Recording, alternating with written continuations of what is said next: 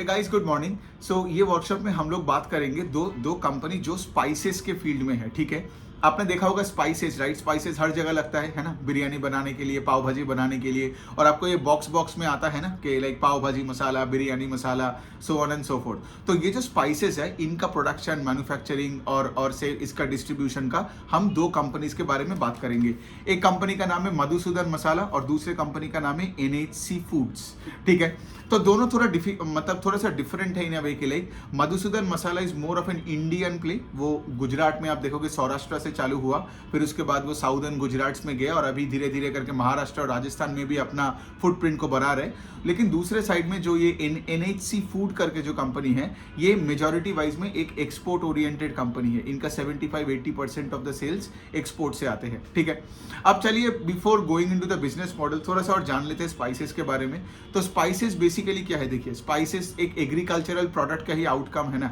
Got it? तो यहाँ पे मेन रिस्क क्या है? मेन रिस्क है आपका प्रोक्योरमेंट, राइट? क्योंकि अगर से फॉर एग्जांपल बारिश वारिश हो गया, फ्लड्स वगैरह हो गया और लेट से खेती बाड़ी में इशू आ गया और जहां से आप प्रोक्योर कर रहे हो स्पाइस, वहां से आ नहीं रहा है, तो आपका raw material prices will shoot up because ultimately spices are a commodity product. और स्पाइसेस किस तरह का स्पाइसेस होता है? इसको बोलते हैं CTC। ठीक है, चिली, टर्मरिक और कोरिएंडर। ठीक है, तो ये टाइप का तीनों टाइप का मेन स्पाइसेस होते हैं। उनको कुछ ब्लेंडेड स्पाइसेस और ग्राउंड स्पाइसेस बोलते हैं। ठीक है, सो यहाँ पे क्या है? प्रोक्योरमेंट हमें हमेशा ट्रैक करना पड़ेगा बिकॉज अगर यहाँ पे देखिए, मैं ये नहीं बोल रहा हूँ कि कोई कंपनी का भी प्रॉब्लम चल रहा है। I am just trying to teach you about the business models जब आप कोई स्पाइस कंपनी को देख रहे हो। ठीक है, और दूसरा एक लाइक जब आप एक्सपोर्ट का बिजनेस में हो तो ऑफकोर्स एक एक्सपोर्ट का अगर वो जो आपका जो करेंसी का जो फ्लक्चुएशन होता है, राइट, एक्सचेंज रेट का जो फ्लक्चुएशन, करेंसी एक्सचेंज रेट, तो वो भी एक इश्यूज हो सकता है। ठीक है, तो बस यही तो है। अब देखिए, अब पॉइंट है कि लाइक मैंने ये दोनों कंपनीज को क्यों चुना? बिकॉज ये दोनों कंपनीज अपने डिस्ट्रीब्यूशन को बढ़ा रहे हैं, नया नया जगह में जा रहे हैं। ठीक है, तो अभी हम पहले बात करते हैं मधुसूदन मसाला की। ठीक है, सो देखिए, इंडिया में कोई भी कंपनी हो, कुछ भी बेचे, मैं देखता हूँ वो कंपनी स्केल अप कर रहा है कि नहीं। कोई भी छोटा कंपनी अगर एक ही लोकेशन में पड़ा रहा और वो स्केल अप नहीं करता है तो उसका स्टॉक में मुझे कोई इंटरेस्ट नहीं है। दूसरे साइड में कोई ऐसा कंपनी जो बहुत बड़ा बन गया है और कहीं बड़ा बनने का जगह नहीं है और कहीं पे डिस्ट्रीब्यूशन को बढ़ाने का जगह नहीं है, उसमें भी मुझे इंटरेस्ट नहीं है। मुझे ऐसे कंपनीज चाहिए जो पर्टिकुलर एक रीजन से चालू हो हमारे देश में और वो पैन इंडिया स्केल करे। ठीक है, सो इसीलिए मैं कवर कर रहा हूं मधुसूदन मसाला, क्योंकि ये कंपनी चालू हुआ था सौराष्ट्र से। ठीक है, बहुत पुरानी कंपनी है। तो मधुसूदन मसाला सौराष्ट्र से चालू हुआ, फिर उन्होंने क्या किया, साउदर्न गुजरात में गया और अपने डिस्ट्रीब्यूशन को बढ़ाया। अब ये लोग क्या करने का कोशिश कर रहे हैं? ये लोग महाराष्ट्र और राजस्थान दोनों स्टेट्स में जाने का सोच रहे हैं। ठीक है, अब यहाँ पे देखिए एक पॉइंट है, जो चिलीज और स्पाइसेस का जो टेस्ट होता है ना, वो taste palate differs from differs in different geographies. तो ये लोग जब महाराष्ट्र और राजस्थान में जा रहे हैं, इनको एक चीज पता है जो इनका मैनेजमेंट ने बताया कॉन कॉल में कि महाराष्ट्र के लोग और राजस्थान के लोगों का taste palate are different from the taste palate of the people of Gujarat. So ये लोग रैंडमली जाके अपने डिस्ट्रीब्यूशन नहीं कर सकते अपने एग्जिस्टिंग प्रोडक्ट्स का, तो ये लोग क्या कर रहे हैं? बहुत सैम्पलिंग कर रहे हैं। ठीक है, दूसरे साइड में ये लोग बहुत ऐसे सेल्स के लोगों को हायर कर रहा है so that they can they have their ground, they have their feet on the ground और ये लोग अपने बिजनेस को बढ़ा पाए, राइट? तो ये सब नया नया चीजें चल रहा है, तो इसीलिए मैं इस कंपनी को सोचा कि मैं कवर करूं बिकॉज यहाँ पे कुछ अच्छा हो रहा है, स्केल का बातें चल रहा है, सो on and so fourth. Company का गाइडेंस बहुत अच्छा है। कंपनी ये बोलता है कि अगले 2-3 साल they can grow at 30% sales का, 30% प्लस CAGR का बात कर रहा हूँ, मतलब 3 साल के अंदर आपका सेल्स डबल हो सकता है।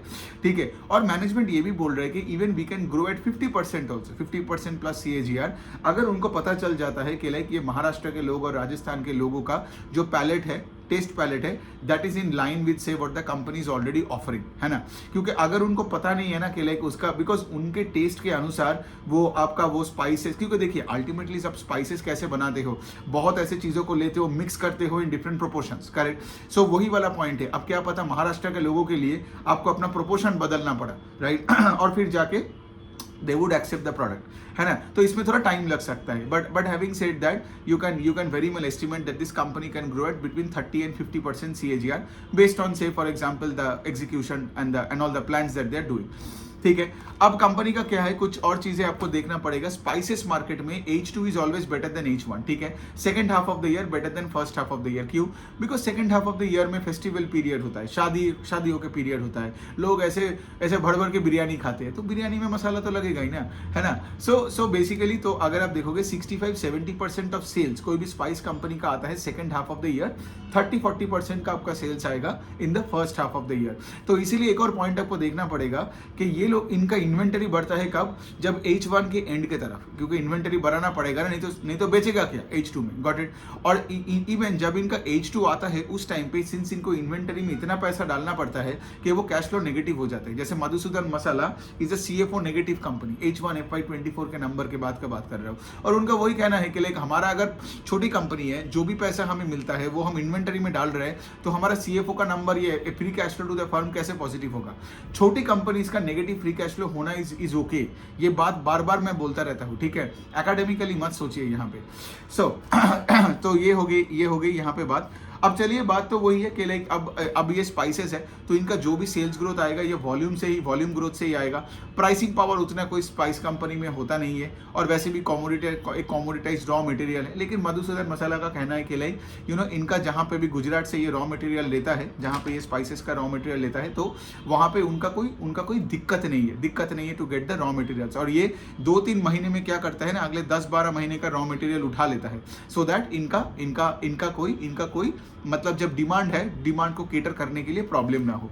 ओके, सो यही वाला है।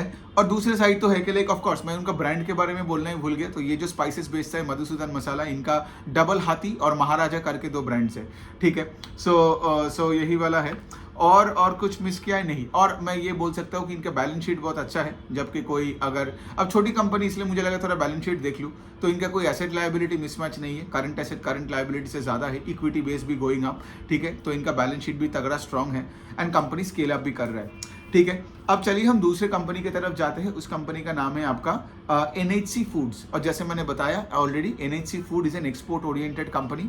तो यहाँ पे सिंस एक्सपोर्ट ओरिएंटेड है, तो यहाँ पे वो करेंसी फ्लक्चुएशन, क्योंकि यहाँ पे आपको पैसा मिलता है दूसरे करेंसी में, तो ये वाला एक्स्ट्रा एक रिस्क है इन दिस कंपनी, जो मधुसूदन में नहीं है। दूसरे साइड में मैं बोल सकता हूँ कि जैसे मधुसूदन का है आपका ये जो डबल हाथी वाला ब्रांड, तो यहाँ भी ये जो अपना जो स्पाइसेस बेचते हैं, ये इनका एक ब्रांड है जिसका नाम है सैज, SAAZ, सैज, ठीक है। तो ये वाला है। इनका Q3 का नंबर बहुत अच्छा आया है। इनका अगर आप देखोगे, इनका सेल्स ग्रू 35% YOY, एंड इनको ऑपरेटिंग लेवरेज भी मिला। So PAT grew 55% on a YOY basis. तो इनका तो सब कुछ ठीक है। और ये स्पाइसेस छोड़ के भी ये लोग अब देखोगे पल्सेस, लेंटिल्स, फिर आप देखोगे ग्रेन्स, ऑयल सीड, ये सब भी बेचता है, ठीक है। तो NHC फूड्स को मैंने कवर किया बिकॉज ये स्पाइसेस में है। मधुसूदन को मैं पहले भी करता था, तो मैंने इसको ऐड कर दिया। गोइंग फॉरवर्ड अगर हो सके तो 1-2 कंपनी को और ऐड करते रहूंगे in the subsequent quarters. But हाँ, 35% का टॉप लाइन का ग्रोथ है NHC फूड का, और 75% का बॉटम लाइन के 55% का ग्रोथ है बॉटम लाइन में। तो बुरी कंपनी तो है नहीं, आगे जाके देखना पड़ेगा क्या करे। By the way, video and करने से पहले एक और पॉइंट है कि आपने ऑब्जर्व किया होगा कि मैंने मधुसूदन मसाला का Q3 का नंबर्स बोला नहीं, बिकॉज उन्होंने दिया ही नहीं है, ठीक है। तो बेसिकली क्या होता है, जो SME का कंपनीज होते हैं ना, वो 6-6 महीने का रिजल्ट एक साथ देते हैं। मतलब मधुसूदन मसाला का जो भी रिजल्ट है, सो से फॉर एग्जांपल वो H1 FY24 तक है, मतलब अप्रैल से सितंबर तक का है। मुझे ये नहीं पता कि अक्टूबर से आज तक का रिजल्ट उनका क्या हुआ। शायद वो Q4 तक का वेट करना पड़ेगा, फिर Q3 और Q4 का मिला के नंबर्स देगा। दैट इज ओके, बिकॉज ये सब छोटे कंपनीज है, इनका डिस्क्लोजर का थोड़ा बहुत इश्यूज तो हमेशा चलता ही रहता है। But also should not be think like oh इसने Q3 नहीं दिया तो ये कंपनी बुरी हो जाएगी या कम देखेंगे नहीं। ये मैं पहले मिस्टेक करता था ऐसे कंपनीज के साथ, के लाइक ओ इसने कॉल नहीं किया तो मतलब मैं उतना फोकस ही नहीं करूंगा, फिर उसका रिजल्ट इतना। क्योंकि देखिए, मार्केट में चाहिए ग्रोथ, ठीक है। अब मार्केट को अगर ग्रोथ मिलता है तो उनको कोई फर्क नहीं पड़ता है कि वो कॉल करता है कि नहीं, राइट, वो PPT कितना फ्लावरी बनाए कि नहीं, वो सब करता है। मैं चाहता हूँ कि वो बनाए सो दैट मेरे को और ज्यादा क्लैरिटी मिले। बट अगर उतना नहीं भी है तो इसका मतलब ये भी नहीं कि उस कंपनी को आप इग्नोर मार दोगे। सो यही तक रखते हैं। दोनों कंपनी मुझे अच्छा लगता है स्पाइसेस में, ठीक है। NHC फूड्स एंड मधुसूदन मसाला, ठीक है। चलिए, टेक केयर।